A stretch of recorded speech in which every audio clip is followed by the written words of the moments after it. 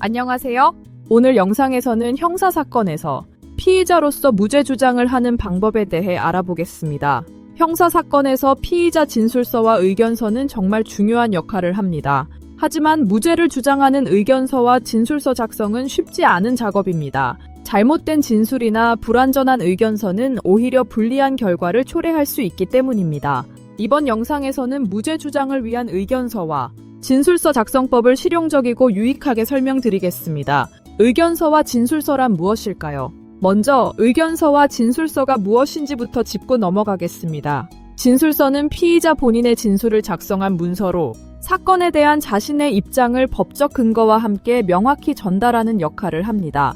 의견서는 피의자 본인이 사건의 경과나 자신에게 유리한 증거들을 법원에 제출하는 문서입니다. 무죄를 주장하시려면 진술서가 아닌 의견서를 준비합니다. 무죄를 주장할 경우 법리적으로 경찰 또는 검찰의 주장을 반박해야 되기 때문에 개인이 작성하기보다는 법무사 또는 변호사를 통해 작성하시는 것이 안전합니다. 다음은 무죄 주장 의견서 작성법을 알아보겠습니다. 무죄를 주장하는 의견서는 단순히 억울함을 표현하는 것이 아닙니다.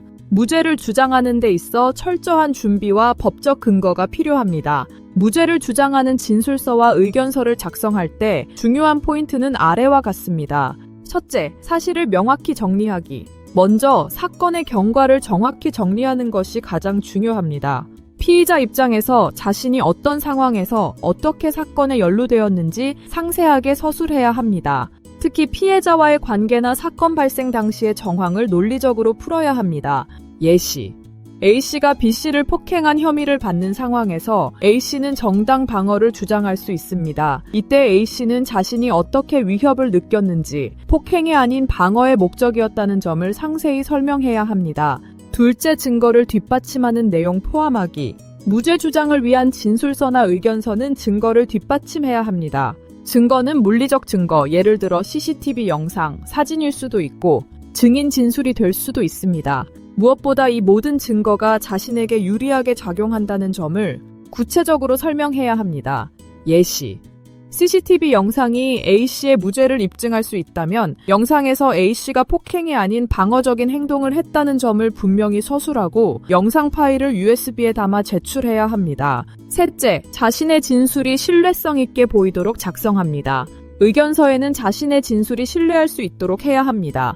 과장되거나 허위 사실을 담은 진술은 오히려 불리한 결과를 초래할 수 있습니다. 따라서 자기 방어의 입장에서 사실만을 정확히 진술해야 하며 진술을 입증할 수 있는 자료가 없다면 그 사실을 솔직히 인정하는 태도가 필요합니다.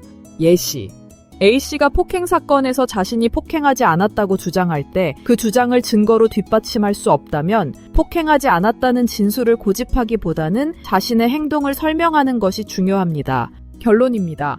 형사사건에서 피의자 진술서와 의견서는 무죄 주장을 위한 중요한 문서입니다. 법적 근거와 증거를 바탕으로 사실을 명확히 진술하고 자신의 입장을 정리하는 것이 핵심입니다. 고소장 작성이나 형사사건 관련 법률 서류 작성이 필요하시면 영상 고정 댓글에 있는 카카오톡 채널을 통해 문의해 주시기 바랍니다. 감사합니다.